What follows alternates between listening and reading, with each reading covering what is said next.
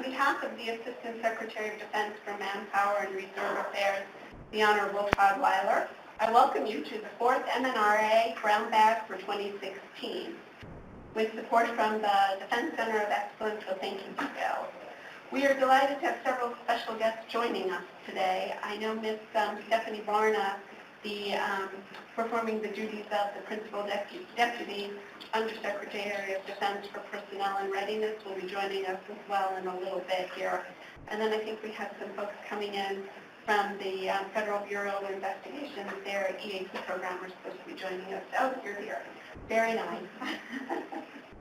I also want to welcome all of the, I think there's something like 400 people pre-registered for the webinar portion today from all over the world. So thank you for joining us as well. This is quite an exciting day and a great presentation on thriving under stress, using the power of mindfulness to be fully present and resilient. And that will be presented by Dr. Amishi and Major General Walter Piatt will be joining us in a little bit as well. I think the response to this presentation has been so enormous because it's clear that we need a better understanding of mindfulness and how it can help us manage our stressors.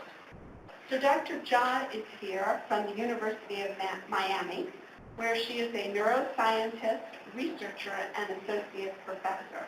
She was previously at the University of Pennsylvania, and she has her PhD from the University of California, Davis. She did her postdoctoral training at Duke University at the Brain Imaging and Analysis Center. She has done tremendous work studying the effects of mindfulness on cognition, emotion, and resilience. She is currently working on a DoD grant and the application of mindfulness within our military population.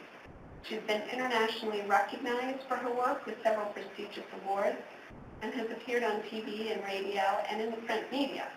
So you may have already seen her on NPR, CBS, NBC, or read about her in the New York Times, the New Yorker, the Washington Post, the LA Times, Time Magazine, or Newsweek.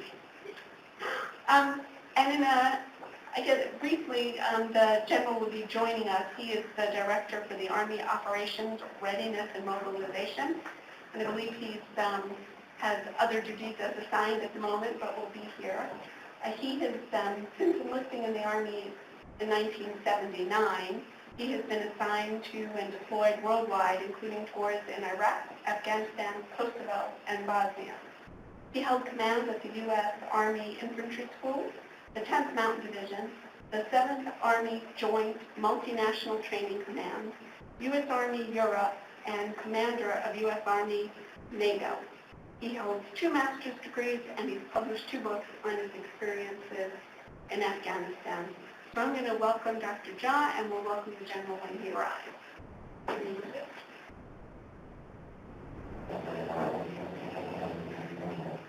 Okay. Hello, everyone, and welcome to those that are joining through the Adobe Connect. It's my great pleasure to be here today, and as Jackie mentioned, my partner in crime for this presentation, Major General Walter Piatt, is currently actually across town at the AUSA meeting giving a briefing. So he will be here shortly. And I wanted to just start out, even though he's not here, to just mention that he has really been an invaluable champion for mindfulness research within our active duty military. And I think that it would be very interesting to hear his perspectives once he arrives that complement sort of the bench science, the laboratory work that I've been doing with regard to this topic. So as Jackie mentioned, I am an associate professor at the University of Miami, and I wanted to just give you a little bit of background so you understand where I'm coming from in the presentation that I'll give today. I am a neuroscientist. My program of research really is interested in sort of 2 main themes. One has to do with understanding how the brain works, and in particular, how the brain's attention system works. What are the brain regions involved in it? How is it best supported and instantiated within the brain? And we use a variety of techniques in my lab to do this, from functional MRI, event-related recordings, and some of the work that I'll tell you about today has to do with some of the behavioral tasks that we use to probe functioning. And on the other side, we're very interested in seeing how attention actually changes There are many factors that cause this system, this very important brain system, to be altered in its functioning. Some good, some not so good. So with regard to vulnerabilities in attention, we know that attention is capable and unfortunately commonly degraded as a function of things like stress, poor mood, or threat. And on the upside, we do know that there are ways in which we might be able to bolster our attention through mental training. And that's what I'd like to share with you today, is the work we've been doing in the context of mindfulness training in those individuals that are experiencing intensive periods of high stress. We'll look at both the basic mechanisms of attention and their vulnerabilities, and how this training in mindfulness may be able to actually protect against some of the degradation that's seen. So that's a little bit about kind of the perspective I take in the work that I do. I wanted to just also give an acknowledgement to our funders, because we are actively working. This is the current funding that we're working on right now, all really supported through the Medical Research and Materiel Command, and a variety of topics associated with mindfulness training and active duty military service members, civilian high-stress populations, as well as military spouses. So that's what I'll be sharing with you, is a snapshot of what we've been doing with regard to all of those different projects. And I wanted to also acknowledge my research lab. Of course, I'm the only one up here, but many people, hard work goes into the research that I'll get to tell you about today. And finally, acknowledging the many collaborators and advisors that are helping us with this work. These are people that are actively involved in supporting our projects having to do with developing new forms of mindfulness training that are really accessible to military populations. So their expertise, of course, is in the range of both mindfulness itself, foundational mindfulness practices in applied settings, as well as military applications because of their own active duty status and leadership roles. So I'm really grateful for all the people that I get to work with to accomplish this work. So what do I want to do today? Basically, my goal is to share with you, as the title suggested, 3 main topics with regard to mindfulness, stress, and thriving. And I want to begin by telling you a little bit about what I mean when I use that term, mindfulness. Now, I know there's a lot of people connecting in, but for those in the room, how many of you have some prior background or experience with mindfulness? Okay, so good. We've got some people that do, some people that don't. I also want to share with you some of the prior research, not in my own lab, but really in the broader field of mindfulness research, because there is a growing evidence base in the civilian context, in particular the civilian medical context, that I think will inform has informed and will continue to inform what we do.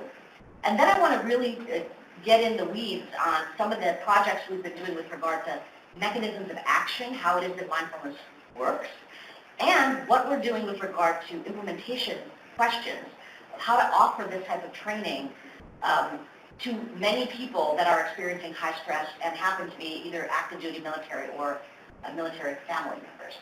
But I think that what we'll share together, I hope you'll appreciate, really goes beyond the specific military context, so I think there's a lot of work we're really digging in on that, and applies broadly to all of us who, because we live in this day and age, are experiencing enduring periods of stress and demand, whether it's professions that really highlight this, such as civilian first responders or other aspects of our military, or whether it's our business or community work that leads us to having this experience of high stress and high demand.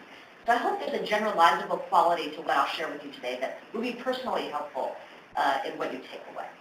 All right, so now I also know that it's almost lunchtime, so I want to actually not invite you to mind wander through the presentation, but let me just give you kind of where we're going so you know the final destination for the journey of the talk.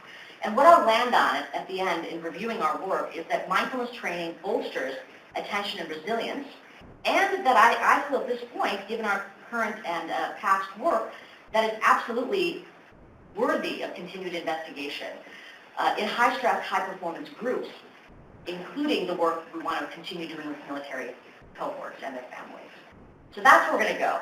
Just so you know, we'll be talking specifically about all aspects of attention and mindfulness as they relate to high-stress groups. All right, so we'll talk about now what is mindfulness. And before I give you my kind of operating definition of it, I want to start out by asking you a question. So here's the question. Does physical exercise improve physical health? Raise your hand if you'd agree. Okay, that's everyone in the room. And it seems almost like a silly thing to ask, right? In this day and age, it is absolutely our understanding that we need physical activity to be healthy. But this is not always the case.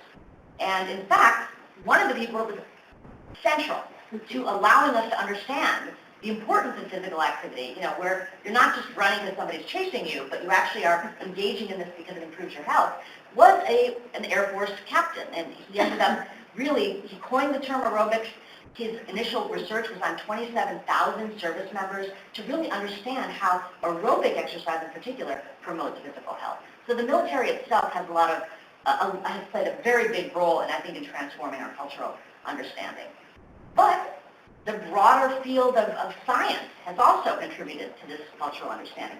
Since 1980, there have been 300,000 articles published on looking at the relationship between physical exercise and physical health. And these have I'm describing to you on this slide sort of what categories of research questions those are. Some involve people coming into the laboratory, actually exercising and tracking their physiology. Some involve bringing athletes in. People have spent a long time perfecting their physical wellness and tracking to see what their function looks like even at rest when they're not engaged in the activity. Also, we can look at structural changes. So what is the impact of for example, training your body in particular ways on the structures of the muscles, for example. And finally, looking at performance. How does engaging in daily physical activity improve people's ability to be physically fit? Right? So this is just giving you sort of the sampling of the nature of what these 300,000 articles comprise. And what I hope that you now, you understand is that it took this research in order for our public health officials to be able to provide us with precise evidence-based guidance on what to do to be physically healthy.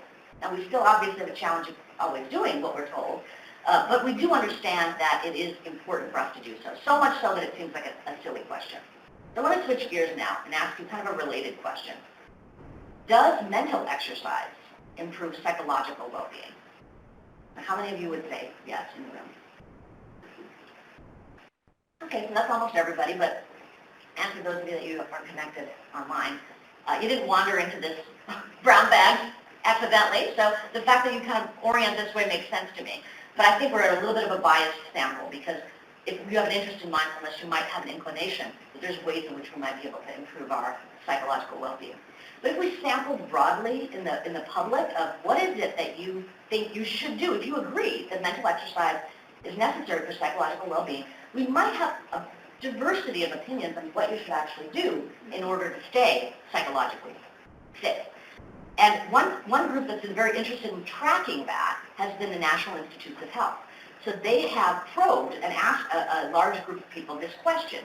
And one common answer is meditation. So, we've been using the term mindfulness so far, but meditation is essentially the umbrella term under which mindfulness sits. So let me just unpack that for a moment. So when I use that term, and when that term is sort of described broadly, meditation is really mental training exercises engaged in with regularity to cultivate specific mental skills. Now, it ends up that meditation comes from the world's wisdom traditions and from many different cultural, spiritual, religious practices, really from around the world. And I describe it as an umbrella term because it's giving us this category. You do something on a regular basis and it cultivates something within you, in your mind. That's why I put this analogy up to the notion of sports, right? Sports is also a broad term. You kind of get what it means when somebody's engaged in sport. But even within sort of Olympic sports, what you actually do in order to be a gymnast is quite different than what you do to be a golfer. And the training in which you engage is to hone specific skills.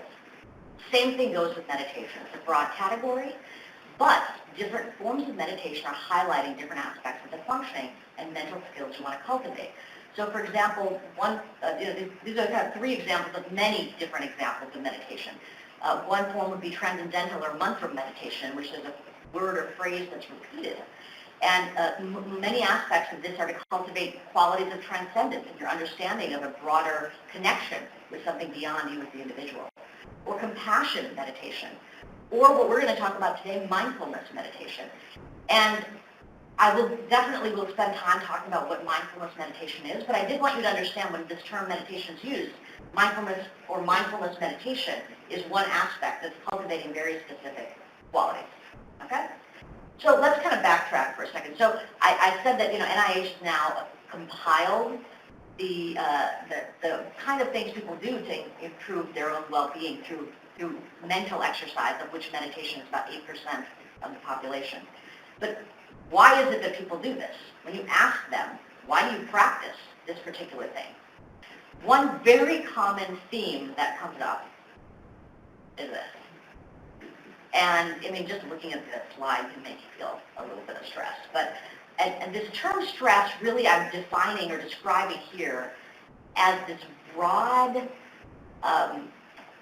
experience of overwhelm, dysphoria, negative mood, where there's much more required of you or demanded of you than feels comfortable.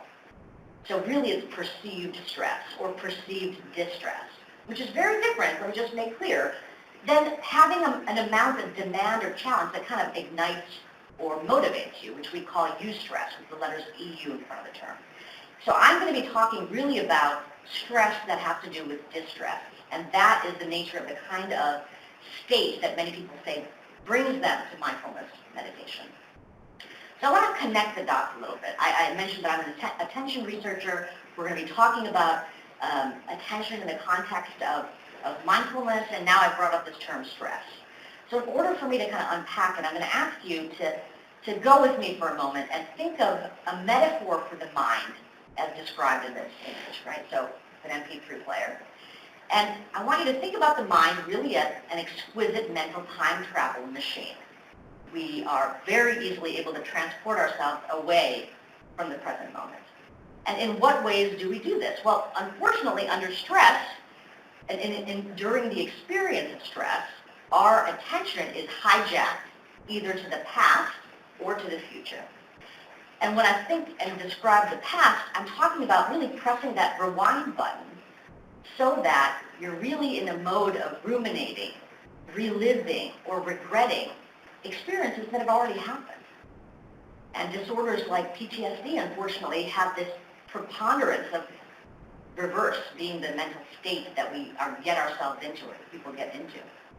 Or you can actually press the fast forward button so that you're in the future and you're either planning, catastrophizing, or worrying about experiences that not only have not happened yet, but may never happen. So this, I hope, will kind of convey what I mean when I say a stressed mind is a wandering mind. It is a mind in which attention is hijacked to the past or the future, almost in an incessant fashion, and automatically without us even wanting to do so. We kind of land back there, either in rumination or worry. So when I talk about the term mindfulness, I'm actually contrasting it with this mode of being to a mental mode in which that button is right on play, in which we are actually experiencing the moment-to-moment unfolding of our lives as it's happening. Okay? So it really is about attention to present moment experience. And the formal kind of definition that I give here is that it's a mental mode characterized by attention to present moment experience with a particular quality. This quality is of not having any conceptual elaboration or emotional reactivity. So said more plainly, it's about being in the here and the now without a story about it, about what it means to be in the here and the now. And does that make sense to those of you that raised your hand about being comfortable with mindfulness? Okay, good.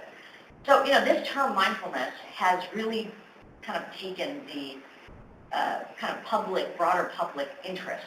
And we see this kind of all over the place. Jackie mentioned some of the venues in which I've had the opportunity to talk about our work, but mindfulness is really everywhere. Major corporations, Aetna, General Mills, Google, and many others are now offering it to their employees. Sports teams, from the Seattle Seahawks to Phil Jackson in the Jordan days, and then, now even with the Knicks, and he did, of course, with Kobe and the Lakers. So it's been a long history of its use in sports.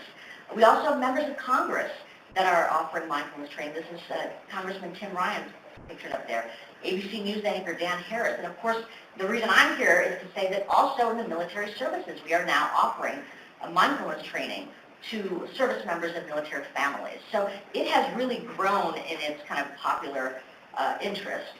But I want to kind of narrow in on what motivated me to want to apply what was happening in the broader field of the science of mindfulness to military populations. And it goes back to that term stress.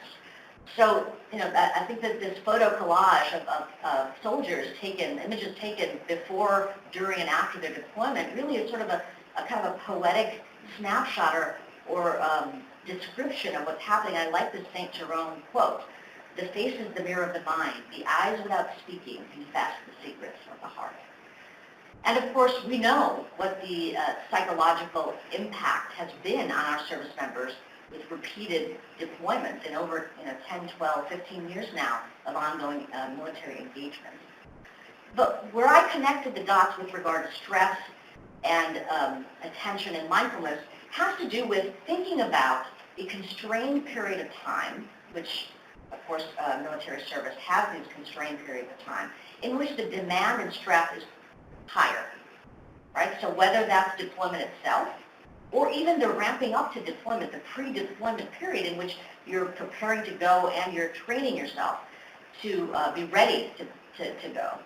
I mean, in the civilian context, we can think of many periods of time in which this could be happening, whether it's a learning of a particular diagnosis of an illness and knowing that there's going to be a protracted journey through that, or having a parent or a child that you have to have long-term care for. There are periods of time in which you kind of know the moment it starts, and you sometimes know or maybe don't know when it's going to end, and you're in it.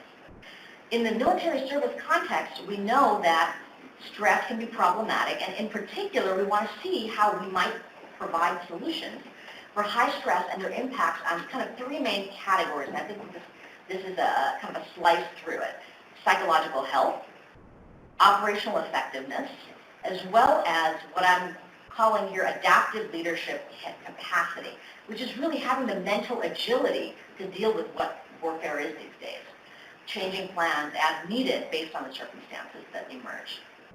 So what happens to our well-being as we endure a period of high stress? And this is what we find. So this image is basically saying in a kind of cartoon format, think of time 1 and time 2 as the boundary points for a high stress interval. That dotted line is sort of the normative amount of well-being you might have during normal, typical civilian life. And there's some little ups and downs, but mostly we're okay with regard to our well-being. But when we're enduring a period of high demand, what predictably happens is that we will have a serious and significant decline in our well-being. So we're feeling less well at the end of that interval than before. And this is where the work that I do connects with this concept of resilience. The way that I think about resilience, really this bouncing back feature of our well-being, is the capacity to maintain healthy functioning in the face of increasing stressors and demands, as well as the capacity to recover to full functioning following a period of intensive demand. Right? So it's this ability to maintain or regain the way we operate. That is our normative way of operating. During high stress circumstances, of course, the pressures of the situation really push us toward a decline. So one way to think about mindfulness training is perhaps a route by which, where under normal circumstances where no training is provided, there's a decline. But if you provide the training, even during a relatively intense period of time, you may be able to keep the level of well-being stable, right? So there's functional stability. Now, as a scientist, if you say to somebody, I'm going to give somebody a treatment, for example, and nothing will change over time, that's not impressive, right? It's sort of like, okay, well, why do I care if nothing changes? Was your treatment effective at all? And the argument here is that, yes, it's effective because if I did nothing, the circumstances would push the person toward decline. So functional stability in this case is a form of success of any opportunity to provide training because it is resilient sort of in the way that the well-being is happening. Now, of course, beyond just maintaining somebody at a steady level of well-being by providing some training, what we really hope for is that we can provide them with training designed in a way that not just keeps them steady, but pushes them to where we consider them thriving, even though it's a high-stress situation. So I hope that that kind of makes sense with regard to what we're trying to achieve here. We want to see if offering mindfulness training may protect against the decline that would be experienced if we did nothing at all, and under what circumstances you might be able to get better than where you started, even though you're in a high-demand situation. Now, I talked about how I describe mindfulness in sort of this mental time travel mode that's our default, and mindfulness is a contrast to that, where we are protecting against that default tendency. But, when we talk about mindfulness training programs, there are a lot of different views on what we might actually be doing. And I wanted to just set at the outset, what are some of the myths that I've heard repeatedly on what mindfulness is? So one way that people think about mindfulness, I'm going to go over what an exercise is in just a moment here. Mindfulness training is not a way to shut down all thoughts. But many people think this is maybe what you're trying to achieve. And actually, from that moment that they think that that's what you're trying to achieve, they say, I'm never going to get there. My mind is extremely busy, and I will never be able to shut down my thoughts. Well, know that that's not the goal of what we're trying to achieve. That default tendency for the mind to skip back and forth in time and have thoughts. Our brains are thought pumps, right? It's constantly generating thoughts. It's not so much about shutting those down. In fact, that's not our goal. It's not even about deep breathing, though as you'll see, some of the practices do revolve focusing on the breath. But this is not a form of yogic breath control. It's not Sudarshan Kriya Yoga. I mean, there's many wonderful things that you can do with your breath to improve wellness, but this is not what we're talking about with regard to control over breathing. This is also not an esoterical or mystical way to achieve some special state of being. I joke sometimes that I've never had anybody automatically start levitating when we teach them this. There's nowhere special to go. In fact, it's quite plain in our goals, which is to really allow people the mental training to be more present in the moment, not go somewhere else. So it isn't anything special, so to speak. And finally, a lot of times it feels, you might think of monastics, people in robes on mountaintops meditating, and you might say, well, I'm not going to be able to spend 3 months in a cave to meditate, so why bother? Well, what we're learning now is that you don't need to go into you don't need to go to any special places, and you don't need to do it for a lifetime in order to achieve the benefits. In fact, in some of the research that I'll tell you about, we found that over a 2-month window, when people practiced, when Marines, in their pre-deployment training period, practiced as little as 12 minutes a day, they found the protective benefits of mindfulness training. So it isn't a lifetime, though, you're perfectly welcome to devote your life to it. It's just not required in order to experience that. All right, so now that I've told you this is what we're not going to do, let me just now describe to you one of the kind of foundational exercises in a mindfulness program. And, I will get into the details of some of the programs we've investigated, but mindfulness programs tend to be multi-week trainings in which there's a group meeting for a couple hours a week in which there's a trainer, an expert trainer that delivers the training, and then people have homework exercises that they're to do on their own throughout the, let's say, 8 weeks of time that they're going to be meeting as a group once a week. So one foundational exercise in mindfulness training programs is a mindfulness of breathing exercise. And the intention, in some sense, is to cultivate really focused attention. So let me go through this because it guides a lot of the questions that we have been asking with regard to the benefits that you might see of mindfulness training. So the instruction in a mindfulness of breathing exercise would be to sit in a comfortable, upright, alert posture. You can do this now while you're listening to me, and to focus all of your attention to the sensations of breathing. Okay? It's not manipulating the breath in any way. It's just that's where your focus is going to be. Not on your email, not on what you're going to have for lunch, but on your breath. And thankfully, all of us, the breath is a very portable tool. We always have it. If we don't, we've got bigger problems. So the breath is a handy thing. It's always with us. You don't have to look different or be in any particular circumstances to do this. So beyond focusing on the breath is the intention for what you're going to do for the formal period of time. The instruction is to select a very specific sensation tied to breathing. So it could be the coolness of air moving in and out of your nostrils, or your abdomen moving in and out. And you can even focus one in time during the breath that you can be focusing. It's going to be on the inhalation or the exhalation. So there's many ways you can get more and more fine-tuned in how you want to do this exercise. But the intention, and you might actually, if you do it, feel a little relaxed, which is fine, but know that the intention is not to just calm down, which can help you do. It is to really exercise your attention. Because what the instruction says next is once you've selected that sensation, for the period of time you're going to do this, whether it's 10 minutes or an hour or whatever, maintain your attention there. Keep it right there. Pretty soon you'll experience that the mind doesn't want to cooperate and it will go somewhere else to something more interesting than this thing of paying, this job of paying attention to the breath. So the instruction at that point is notice where your mind is. Notice where your attention is. You have committed having your attention on the breath, and then here in the now. Notice where it is, and when your mind wanders, and it will, just gently return it back. So really it's these three main components, right? Select what you're going to focus on, maintain, keep it right there, and control your mind. Notice what's going on and control mind wandering by simply getting your attention back on track. All right, so what we're interested in understanding is if these are the key components, selecting, maintaining, noticing, controlling mind wandering, over and over again in the formal period of practice, what are the benefits of doing that? You know, one very simple, straightforward prediction is that you get better at doing that because you're doing it every day, right? In the same way that if you were training for a marathon, you'd expect that you'd be better able to run longer distances. If you do it and you train that way, it's going to improve, it's going to make you closer to being able to achieve your goal. But I want to actually take a moment and relate these core aspects of the mindfulness practice, mindfulness and breathing practice, to some of the operational leadership implications that come up. And if you think about when it is or why it would be that focus and concentration are important, well, obviously, in any kind of high demand professional context, learning and synthesizing new information is key. And being able to do that rapidly and efficient is key.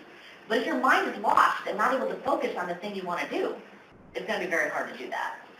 Same thing with understanding what's actually happening around you, or situational awareness that we might talk about in a military or first responder context. Having accurate and objective observational skills is important. What is actually happening? Not my idea or not what my training has told me should happen or might happen, but what is actually happening in the moment. And finally, doing all of this, especially in high-demand circumstances, while you're regulating your emotions and not letting your own distracted mind get the better of you. So this would be very helpful for things like increasing your tolerance of uncertainty or challenging situations, or really creative problem solving under stress, as well as making sure the decisions that are made based on the information you gather are not reactive, but are really informed by the objective data you have available to you. So that's the idea that these components, selecting and maintaining, noticing and controlling mind wandering, which, as we mentioned before, hijacks you to the past or future and typically leads to dysphoria or worry, that those are really things that we're cultivating, that controlling these aspects of attention are what we're cultivating. Everybody with me? Okay. Hard to know for those of you online, but hopefully you're following along. Okay, so let's now move to the second part of this, which is, okay, great. Now we have an understanding of what mindfulness is, I hope, and some understanding of what a program in mindfulness would involve. Now what do we know about the evidence base? As I said, there's a popular understanding and interest in this, but what is the science actually telling us? Now remember I mentioned at the outset that over the last 30 years or so, there have been 300,000 articles published on the relationship between physical exercise and physical health, which we know now corresponds to our cultural understanding. Where are we with regard to mindfulness? Well, the literature is growing. This is 1980 to 2015. There is an exponential uptick in the research, but we really are nowhere near 300,000. There are now thousands of articles that have been published on this topic. So that is, it's pacing with the public interest, but it's not quite, perhaps it's not paced at the same level as the public interest in mindfulness is. There's some catching up we need to do. So, but we do have a literature now, growing literature. And I think a very reasonable question to ask is, okay, well, what is it saying, right? Basically, more plainly, you might say, does it work? Now we understand what mindfulness is, well, does it work? And I want to even to take this simple question and break it down a little bit further by kind of questioning what we mean when we say it. Right, so I described to you one mindfulness practice that would be part of a program. But mindfulness training itself is sort of a world of offerings. So one kind of, well, two broad categories is you can, thankfully in this day and age, decide to learn about mindfulness on your own. You can download an app, you can pick up a book with a guided CD, you can go online and sign up for a program. There are many different ways in which you can choose to do it on your own. But it ends up that most of those are not what the research studies are looking at. The research studies are looking at more of this format of delivery that is expert-guided training within a group context. And I'm giving you some examples of those that are offered. Mindfulness-based attention training is the one that I'll be telling you about in the work that we're doing. But the most prominent and well-studied programs are these 8-week programs, and in particular, one called Mindfulness-Based Stress Reduction, which was developed by John Kabat-Zinn at the University of Massachusetts Medical Center. And this program, what's great about it is that it gives us a very well manualized structure of how to train people. We know what goes into the training. We know that teachers are well trained in order to deliver it. And we can now look to see what happens before and after people engage in this type of training. But when we think about what is it, does it work, what is the it of does it work, we can actually break it down a little bit further. So these programs, these manualized programs that are multiple weeks, they too are kind of a world in and of themselves, right? So we have to ask, okay, the program that we're looking at, how long was it? What actually did it have in it? Did it have mindfulness training exercises, or did it have like discussion about mindfulness, or did it have just information about how great mindfulness is for you and how bad stress is for you, right? What we call didactic information. You're not actually doing it, but you're learning about the importance of doing it. And who is the trainer that's offering this? And mindfulness-based stress reduction is a program that, like I said, is 8 weeks, about 40 hours or so. The program itself involves both. It involves mindfulness exercises and didactic content and discussion, and it's typically offered by people that have a really good content expertise with regard to mindfulness itself. Okay, so people that are trainers with mindfulness training, with MBSR, mindfulness-based stress reduction, are really mindfulness experts. And this is going to give us a framework for how we want to contrast this with what we're doing and how we want to kind of scale this with regard to military applications. So anyway, so this is what I mean by does it work? This is what the it is. The next part of the question, does it work, is, well, what do we mean by something working? From the health considerations, there's many different ways we could think about this. And beyond health and performance, these are 3 broad categories in which mindfulness studies have been investigated, looking at the impact that training has on the body, on the mind, and on relationships. And I've listed some of the areas in which there's now evidence that mindfulness-based programs are beneficial. For the body, from things like chronic pain to hypertension to psoriasis, skin conditions. For the mind, depression, anxiety, and PTSD. And in relationships, which is sort of a growing area, we're looking at things like marital relationships, parent-child relationships, classroom dynamics, leadership, and the impact of having a leader that has mindfulness training on the. So it's quite a broad array of things and benefits that people are trying to examine.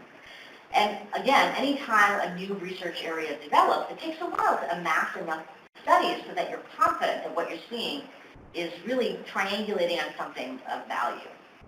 So recently, in 2014, actually, the Journal of the American Medical Association, which is one of the premier journals of the medical field, started aggregating studies to try to do more review-type meta-analyses to see, all these disparate studies, are they suggesting that there's something beneficial?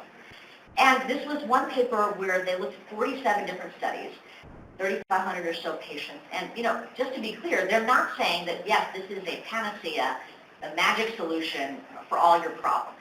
But what they are saying is that the effects were moderate, and that's a good thing. And I want to particularly highlight this one sentence because I think it's suggesting that there is some potency there. What they say is the effects are comparable with what would be expected from the use of an antidepressant in a primary care population, but without associated toxicities. Right? So think about what this is saying. It would be the equivalent to the pharmaceutical solution without it.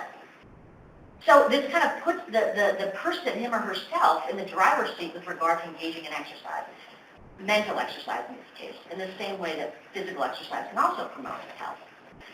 There have been more meta-analyses that have been done. There's a paper in 2016 in which 115 trials were reviewed. And they concluded that compared to treatment as usual, weightless controls, as well as active comparisons, there is now sufficient evidence to say that mindfulness training and these manualized formats of mindfulness-based stress reduction and its kind of clinical counterpart, mindfulness-based cognitive therapy, is beneficial for depression, anxiety, stress, quality of life, physical functioning. So I think that's quite interesting, that that's kind of the nature of where the field is at in the broad civilian medical literature. But again, when we talk about does something work, I think that the interest with regard to the military or first responder, high-stress populations is a little bit different, though overlapping. So one big aspect of the military considerations is on psychological health. We know that some of the major challenges, the people that have been going through this multiple deployment cycle are things like PTSD, major depression, major depression, substance use disorder, anxiety, and now we're trying to find out if it is the case that mindfulness training programs are helpful for those types of disorders for military populations that are experiencing them. But also we want to see if mindfulness training may be helpful for things like operational effectiveness, as we talked about before, situational awareness, decision-making, learning new information, and problem solving. And a newer area would be something like adaptive leadership to see if mindfulness training can be beneficial. So where we are right now is essentially the bulk of work with regard to the clinical context of mindfulness training and the military side have really explored the psychological health benefits, and there is growing support for that. In fact, a very recent review paper by folks at DECO has now specifically asked, what do we know about mindfulness training, and can it actually be beneficial to service members? This was a review of 52 studies, and I want to just, again, read what the conclusion is, that MBIs, or mindfulness-based interventions, are safe, portable, cost-effective, and can be recommended as an adjunct to standard care or self-management strategy for two things that they're highlighting, major depression and PTSD.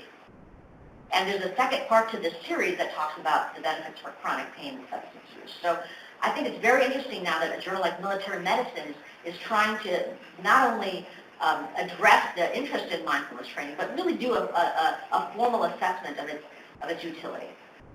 So all of this is, of course, with regard to psychological health, which means that they're looking at populations who are already in disease states or vulnerable. And the evidence is looking quite interesting, quite good. So back to that question, does mindfulness training work? At this point, we might want to say, yeah, it looks like it works, you know, and we can end an hour early, and you guys are free to go. But actually, I wanted to, you know, I'm a researcher, and I think that more important than me trying to make a case and convince you or be a cheerleader for mindfulness, my responsibility is to make sure that I arm you with the right tools to be responsible consumers of any research information. And the reality is that right now, this field of mindfulness research is undergoing a good deal of scrutiny. There's a lot of interest in it, but recent reports suggest there may be sort of, I like this title, the power of positive thinking. The notion that there is a positivity bias with regard to mindfulness-based clinical trials. So that people may be leaving in their file drawers trials that they've conducted in which there's no effect, right? And we need to grow our research base so we can be even clearer on the specific benefits or things for which it's not so beneficial. So at this point, instead of an enthusiastic yes, I would give a provisional yes, and much more research is needed. But as I said at the outset, you know, I am not a clinician. I am not going to be the one that will diagnose a clinical disorder. And the training that I'm interested in cultivating and providing and examining in my lab is not with regard to clinical issues.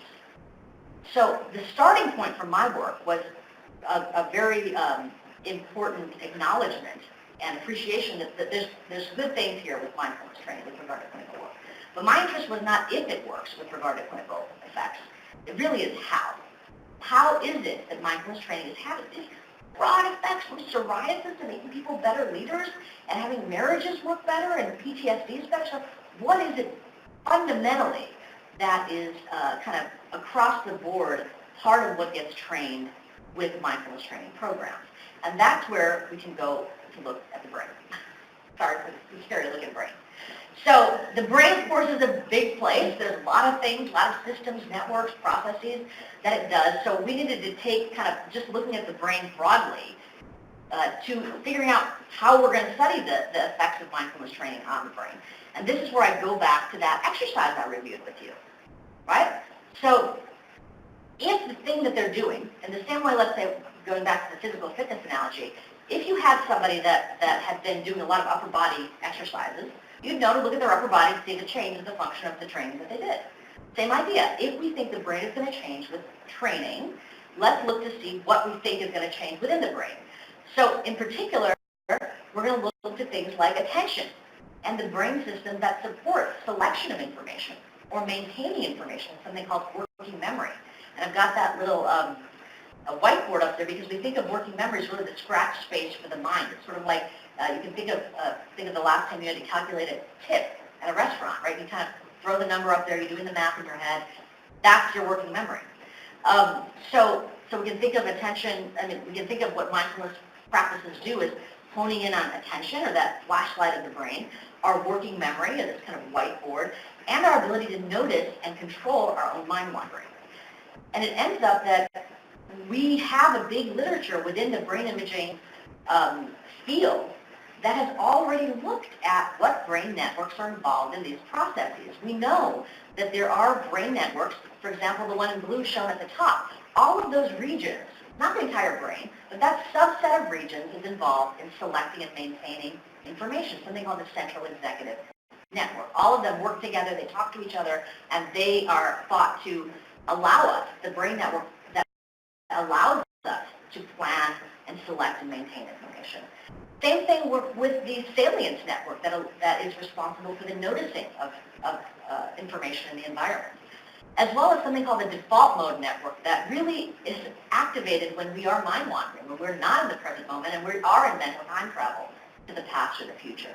So this is not having to do with mindfulness. This is just the broad literature that says, oh look, there are these three brain networks that not only are different from each other, but they're actually mutually antagonistic, which means that when you are mind wandering and you're in that self-related, preoccupied back and forth in time, you actually are going to have problems because the brain networks are kind of shutting down other brain networks. You're going to have a difficulty selecting and maintaining information or noticing what's happening in your environment.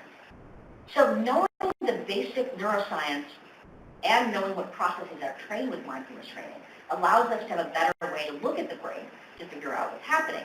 And so far, we've had a lot of studies that have looked at structural brain changes in people that have been long-term mindfulness practitioners. So these are people that on their own decided to practice for many, many years, and you look at their brains, the structure of their brains, and they're different. And they're different not just across the board, but in specific nodes within these networks that we find, we had predictions would be trained by doing this. We also have studies that have looked at functional brain study, brain imaging. So having people go in a scanner and practice a mindfulness exercise to see how their brain changes. Or people that have been long-term practitioners just going in and being at rest to see what the functioning of the brain looks like. So this is all to say that, going back to the physical fitness analogy, our literature is now paralleling this, though we're just at the beginning, right? We're looking at how the brain looks with regard to doing the practice, being at rest, how the structure changes. And one area that I'm particularly interested in, especially because I'm interested in applied settings like high-stress groups such as the military, is performance. If we know that this is what we might be training, can we actually see benefits in the way people perform on tasks that highlight attention, working memory, and control over mind wandering? So that's what I want to share with you now with regard to our actual studies in military populations. So the first thing is, broadly, even before we get into high-stress groups, if you're engaging in an exercise that has to do with selection, working memory, and mind wandering, your predictions would probably be this. If you do it long enough and practice regularly, you might get better at selecting information. Your flashlight might be better able to point where you want it to go, right? Your working memory may improve. That mental scratch space may be more available for you to throw things up there for decision making or deliberating. And you may be less prone to mind wandering, so that your mind is not hijacked out of the present moment while you're trying to accomplish a task. Okay, and by the way, when I use that term mind wandering, I'm not talking about daydreaming or kind of free flow of conscious thought. That's a very productive thing to do. When I use the term mind wandering, I'm talking about having a task you're trying to do and being pulled away from it because of your own mental chatter. Okay, so if you're letting your mind wander, like having a shower or just letting your mind go wherever it is, or going for a nice stroll through the garden, that's absolutely productive. That's not what we're talking about here. We're talking about this experience that many of you may have had, where you're trying to read a page in a book or read an email and you cannot get through it before, like, I have no idea what's happening. I don't know where I'm at. Anybody ever have that? Right? Or going for a drive and actually wanting to see the scenery and just not knowing how you got from point A to point B. So there are many instances where we find ourselves in this mental hijacked mode.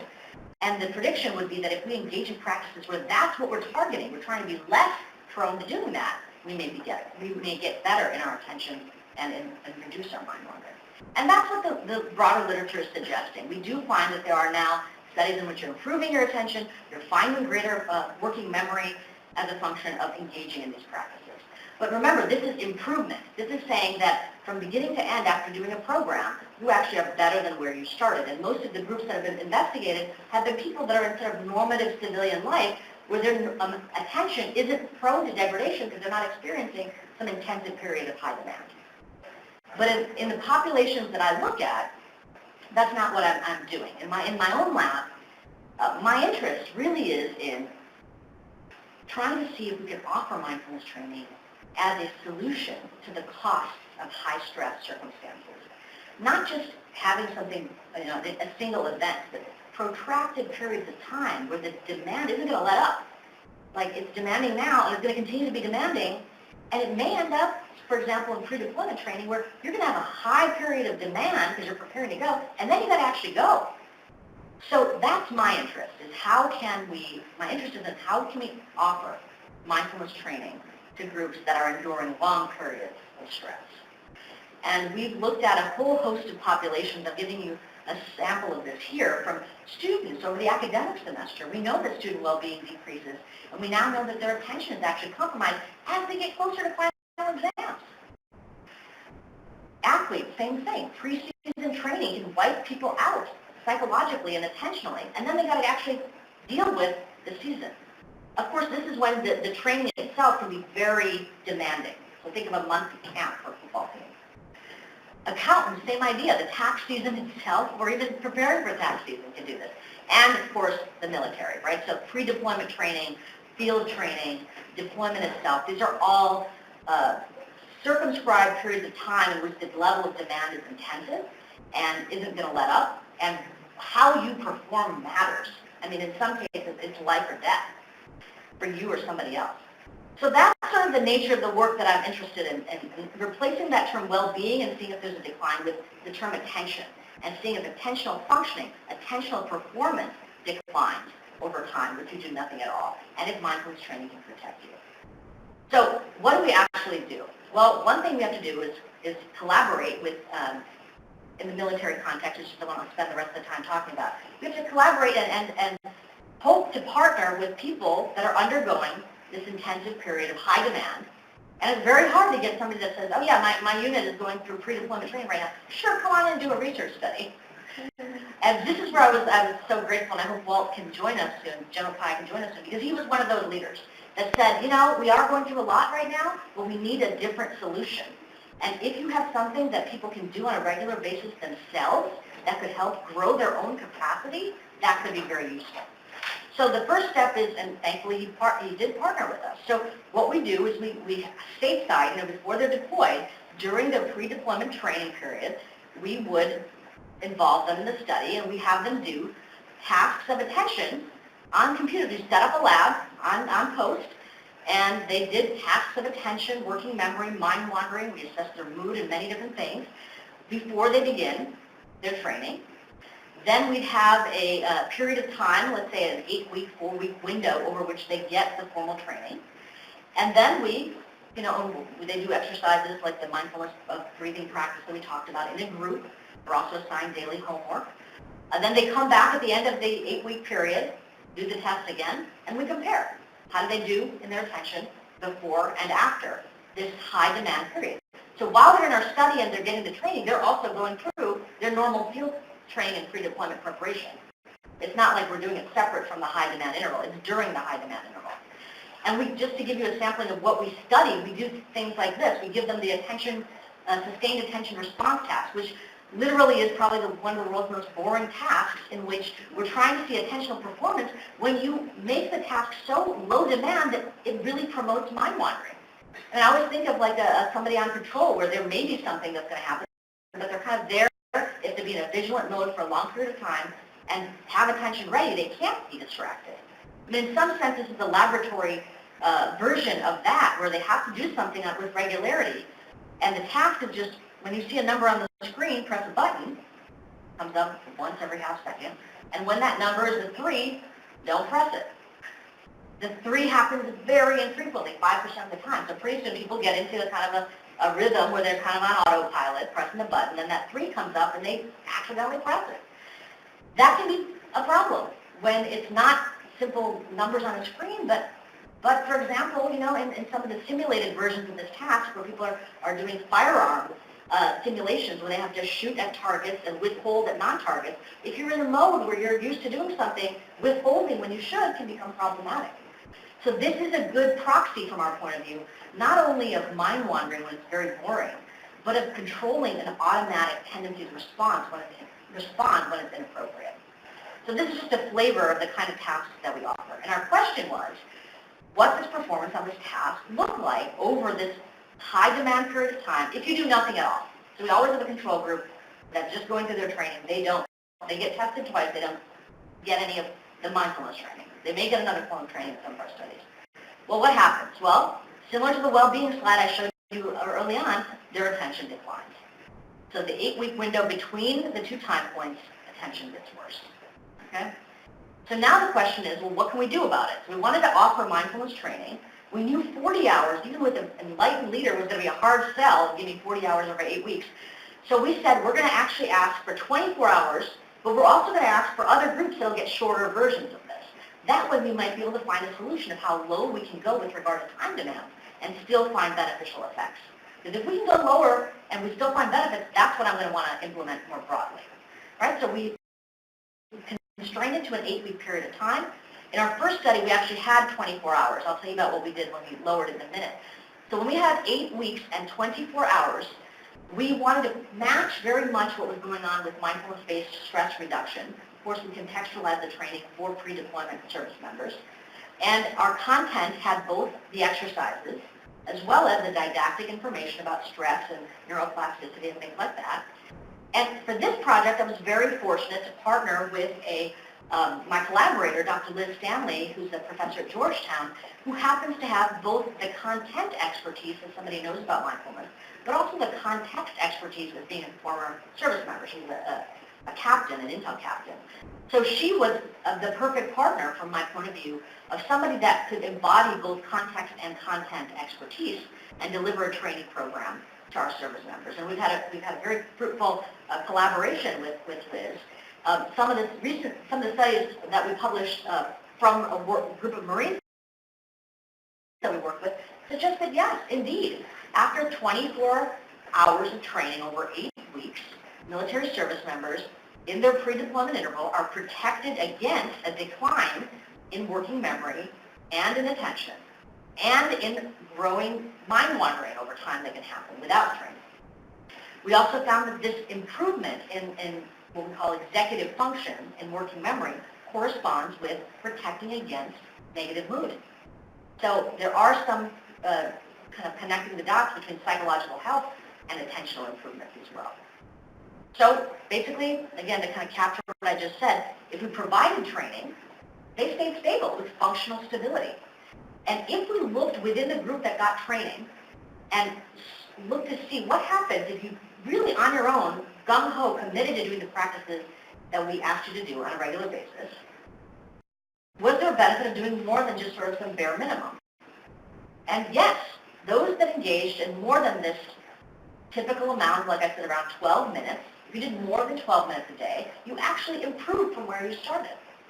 That was a very positive piece of evidence that led us to wanting to pursue this much more, and that's what's led to the series of grants that I'm working on right now.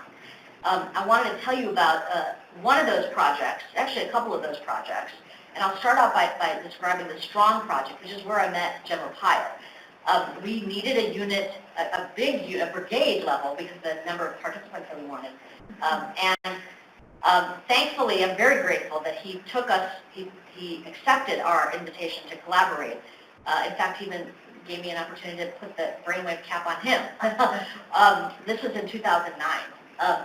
Anyway, so Liz Stanley was our trainer again. We collaborated with the group at Schofield Barracks, his brigade. And what we were asking there was, now we do 24 hours that's going to be effective, but that's a lot of time. So we asked him if we could have other groups that would get less time.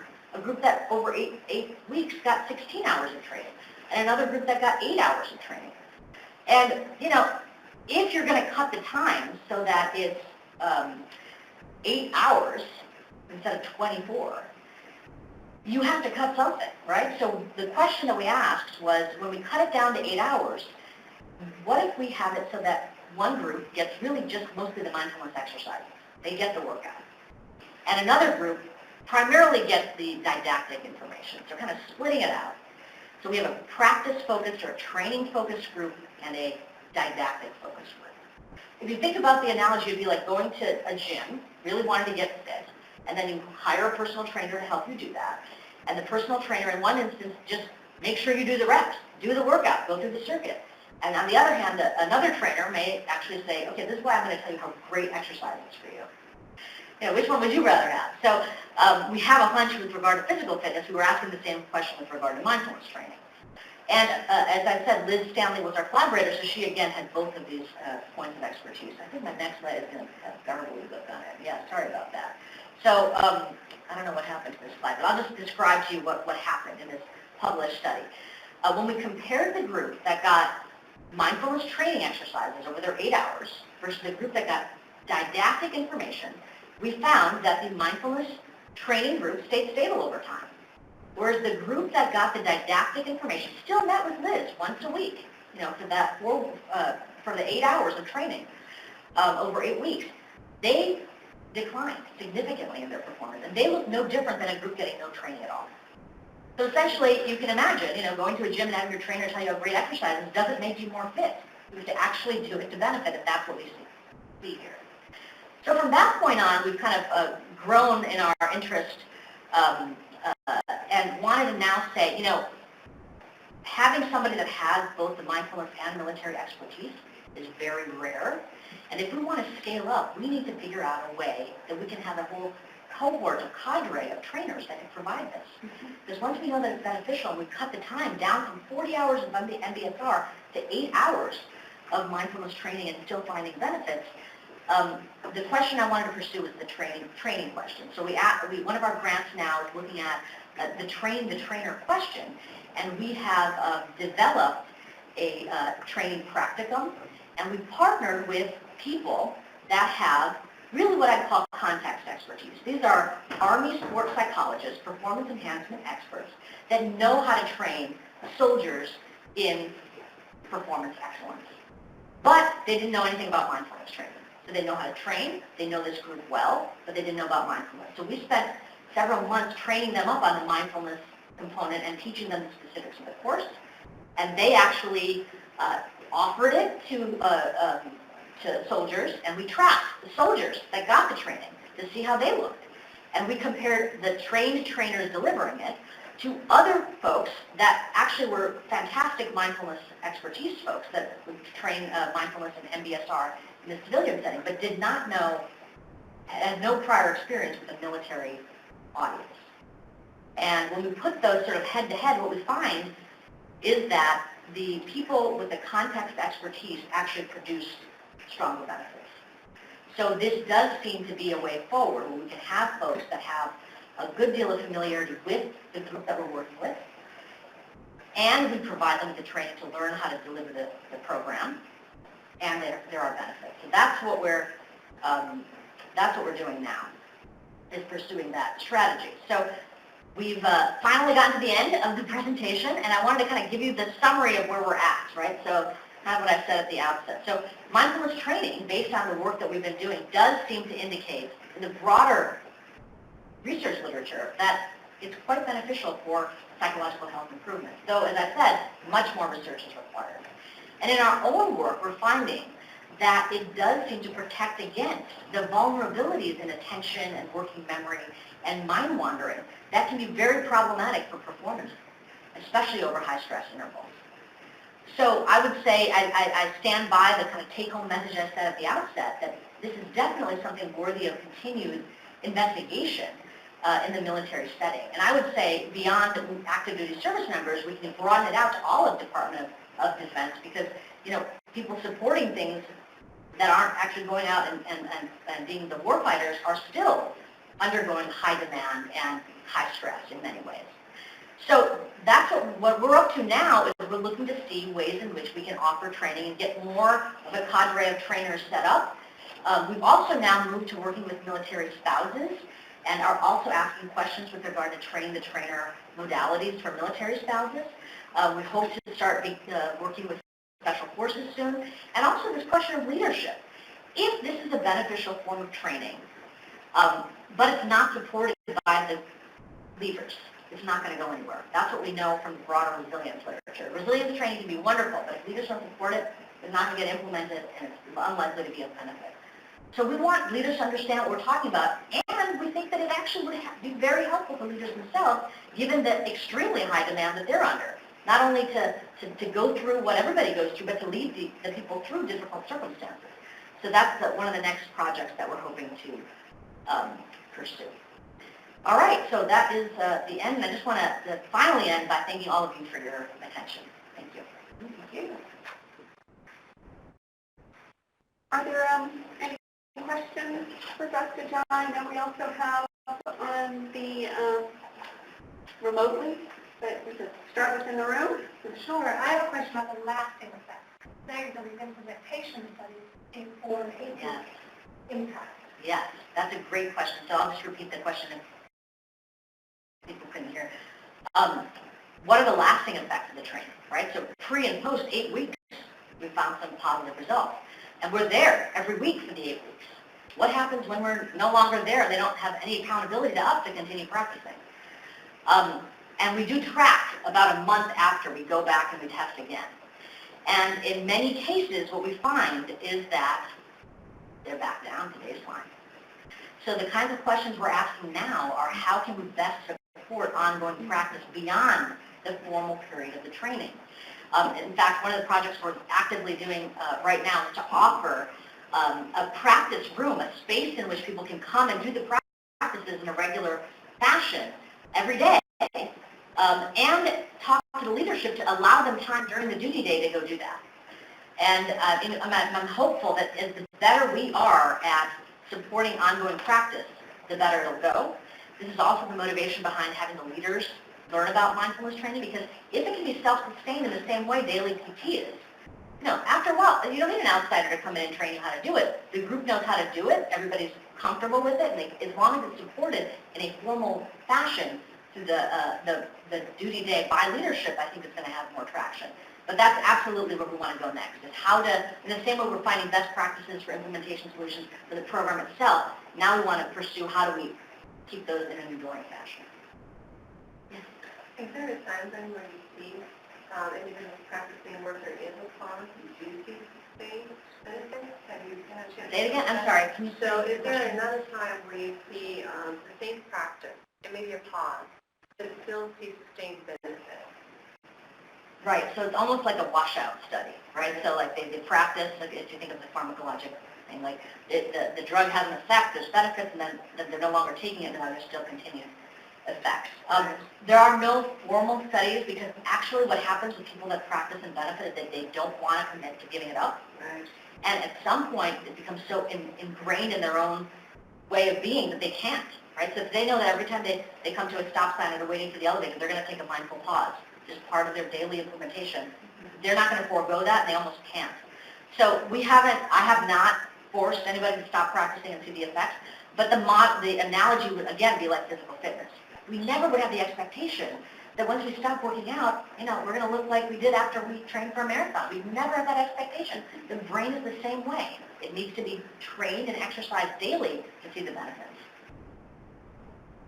So within our world, if somebody doesn't own it, it doesn't happen because there's nobody taking responsibility for ensuring the training and for this to become embedded into what we do with the military. Should these be commanders programs, chaplains programs, mental health programs?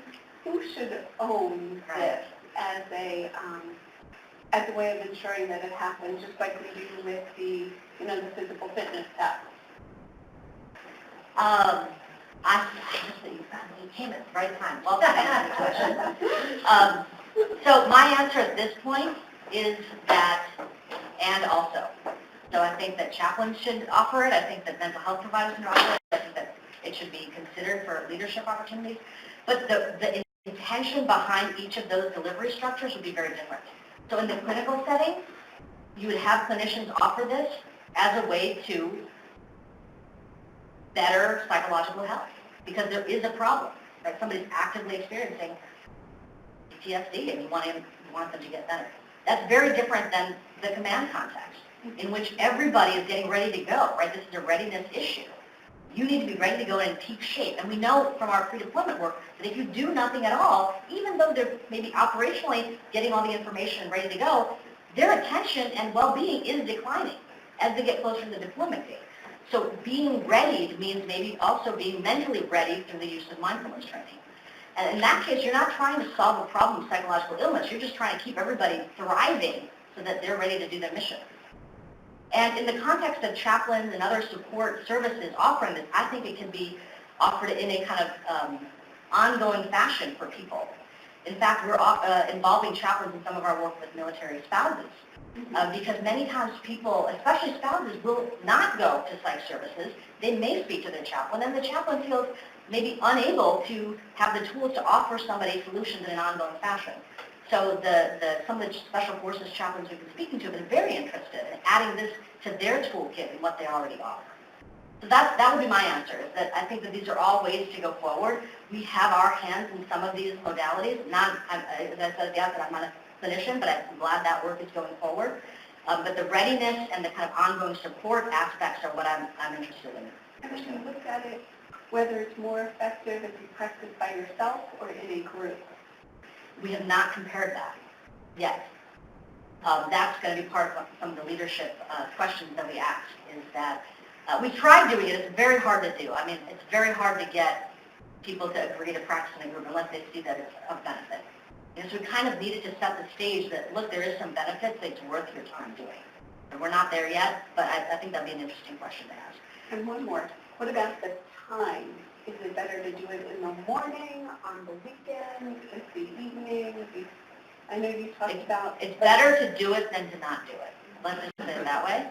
And, a lot of times in our past studies, we've told them the amount of time we'd like them to do it for, 30 minutes a day, let's say, we assign.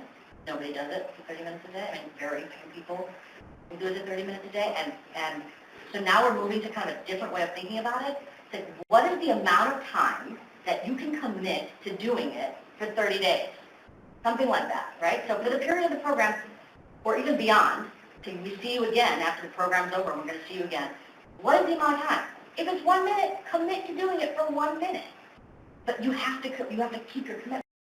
So in some sense, it's like habit formation, right? So if you can't commit to 30 minutes a day, and that makes you want to completely disengage, that's not going to help create the habit. So we want to kind of play around with some of these more flexible ways in which the person, him or herself, has control over the time they'll spend, and they'll make the commitment to do it, to track to see if there are benefits. As I mentioned, though, formally speaking, when we do the analysis of how much time people spend and when we start seeing benefits, it's in that 10 to 12 minute range daily that we're seeing benefits. Do all the techniques kind of involve those 3 steps that you've mentioned, and have you found that certain strategies or techniques are more effective than other flavors of teaching? Right, that's a great question. So you're asking basically like, in the suite of things that a mindfulness program may offer, are some exercises better than others? And I think the bottom line right now would be doing it better than not doing it. Some people definitely have preferences for some exercises versus others.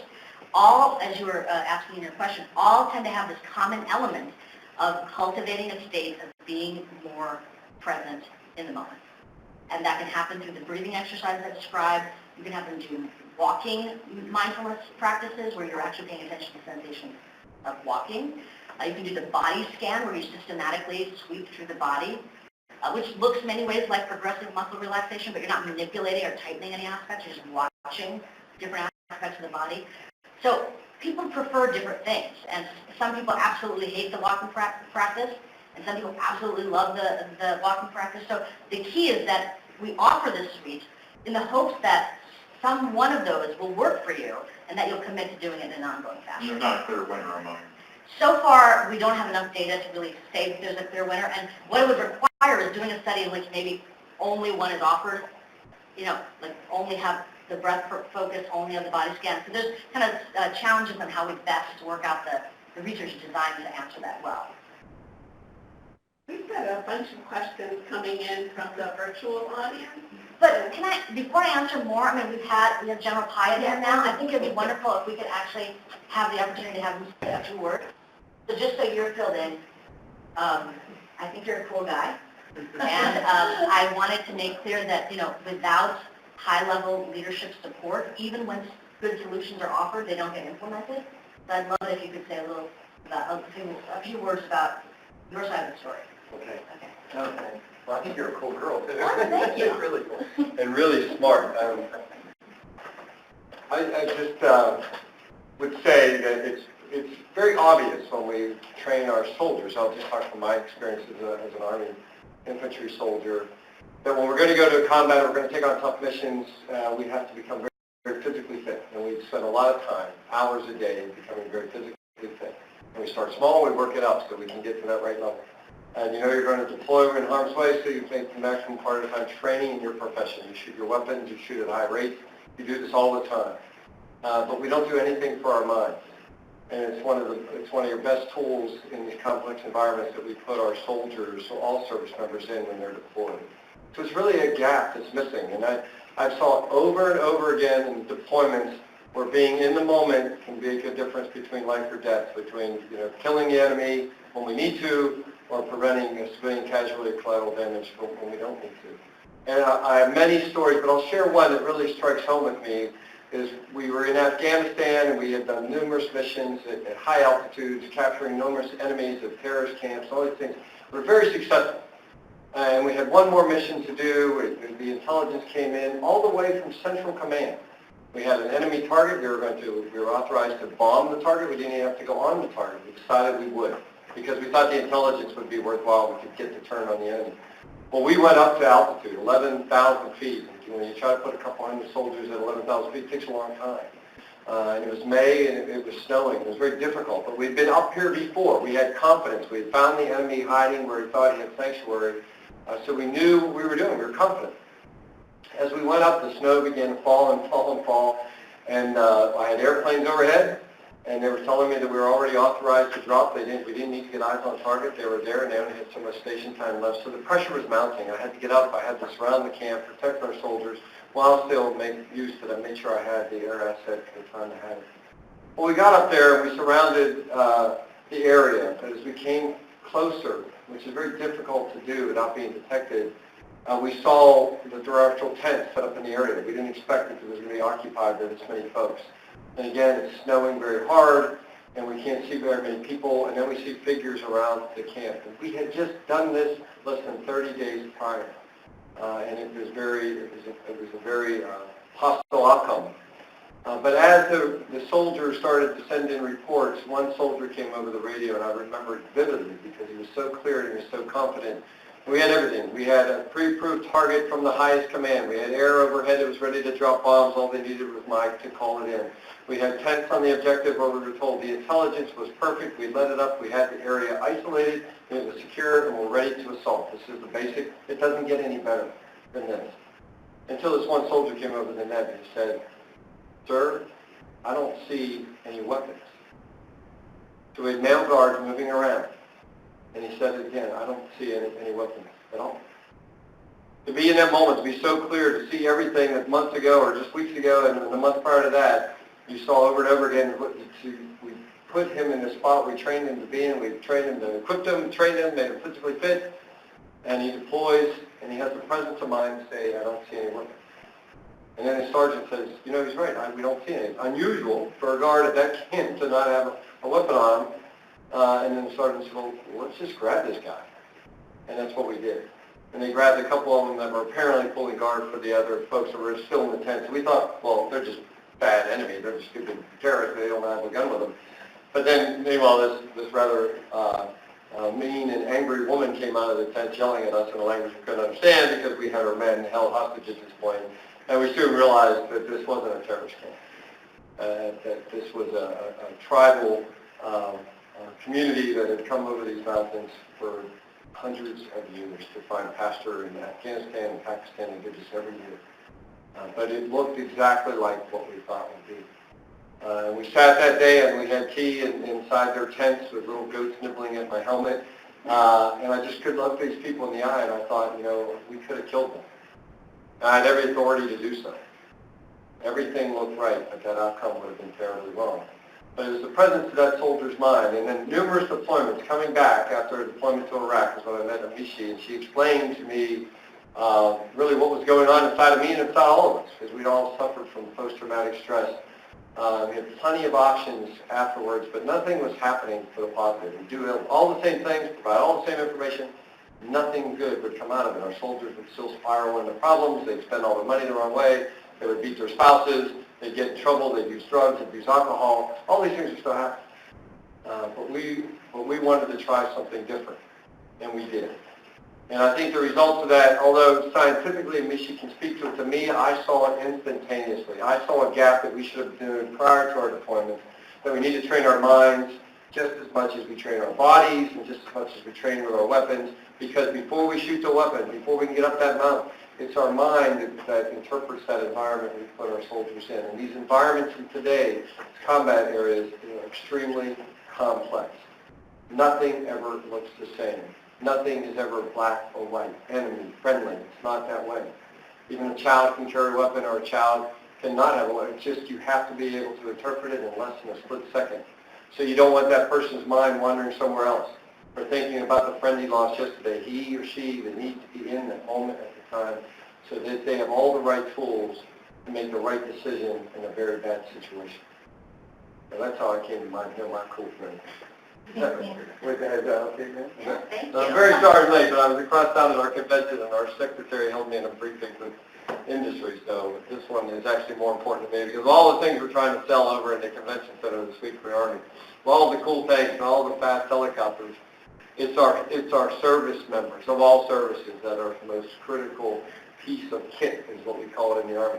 That's the basic part. That's our soldiers, sailors, airmen, Marines, that make all these tough decisions. We need to give them the best tools, and sometimes that best tool is not something you can buy off the shelf.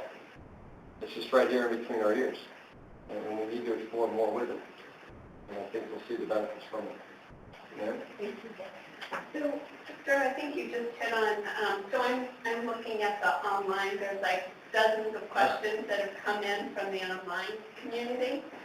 But as I'm looking at them, a lot of them are focused on the what are the resources, how do I get involved, how do I bring this to my organization. So if you could maybe talk a little bit about if we have an interested community who want to take the next step, what is it they need to do to either get involved with offering mindfulness training at their location? And then there was a question also about transition. How do we get this involved in the process where we're going through TAP, we're, transitioning to veteran status, leaving the military, Guard Reserve coming on and off, active duty. I know I saw one about first responders in there as well. So if you wouldn't mind, sort of, what would be the next step for this audience? That's a very, very good question. I think the next step is we have to advocate for it. I mean, I didn't even make the study group, but Amishi did with our brigade. We had to pick 200 soldiers in groups. They wanted to have to be unit types. And I didn't make the cut. I was offended because I wanted to get part of it. So I could see it. I could hear the benefits. I knew I needed this. I mean, I really did. I could feel it, that I was neglecting myself, that I was just trying to hold all this pressure and stress in and just multitasking because that's what the Army expected me to be. If I was going to be a good Army leader, I needed to do 1,000 things a day and answer every email every night and then be a great husband and father at the same time with whatever minutes those were in the day that I actually got home. It just doesn't add up. I mean, you can't do it. So I really just grabbed that program that they gave me, pushed myself through it, read more about it. Should give you a lot of books to do it. It's not it's not part of our society. It's not easy. I mean, it's very easy to find. I mean, there's mindfulness practitioners right here in the town that will bring you in because it's with yoga or whatever. I do it as part of my daily regime before or after physical fitness. 5 to 10 minutes. In my previous job, some days I get 5 minutes. I felt it. Even when I take a walk in the Pentagon, I will walk to the courtyard and just do a mindful walk, and people are looking in front of me, just sitting there looking at a tree in the middle of it. But it just gets me into that moment, and I feel the result. So I think, first off, we have to be advocates for mental fitness. In mental fitness in the military, we should follow the science, and this is where Dr. Jaw's work is very important in the grants that she's received.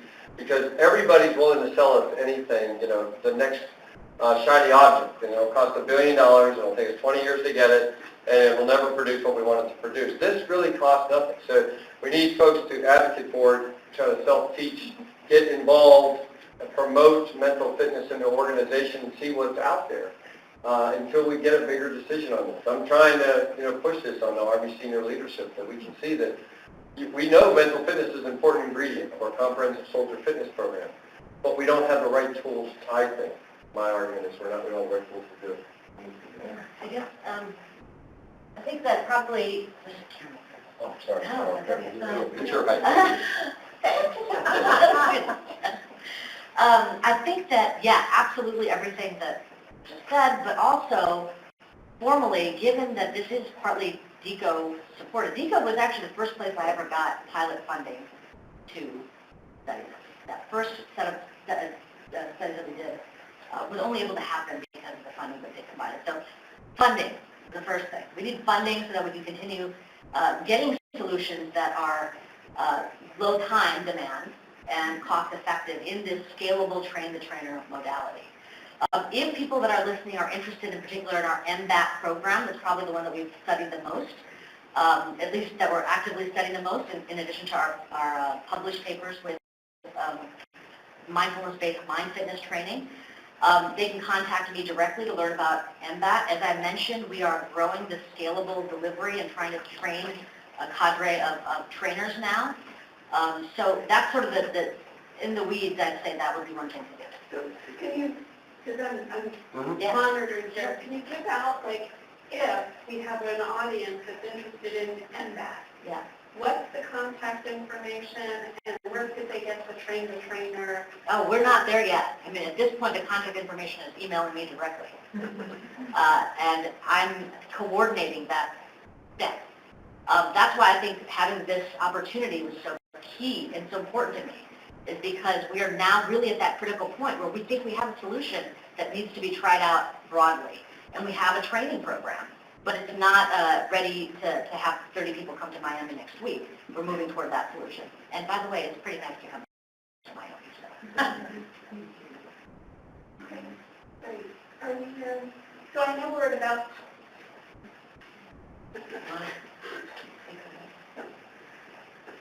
So I think we're about out of time because I know we're also going to lose our online community as well. So I just wanted to thank our presenters for coming down today and for all your questions. We'll follow up. If there's more information I can get and push out there, I will as I get it. And I just wanted to remind everybody this was the fourth in a series for 2016. I'm working on a 2017 schedule. I've got January 19th booked, so if you want to save the date, we will come back and be sending out a next year's schedule shortly. As hard it is to believe, I'm going to wish you a happy and healthy holiday season, because that will be what will happen between now and January 19th. So thank you on behalf of Secretary Weiler, thank you for joining us today.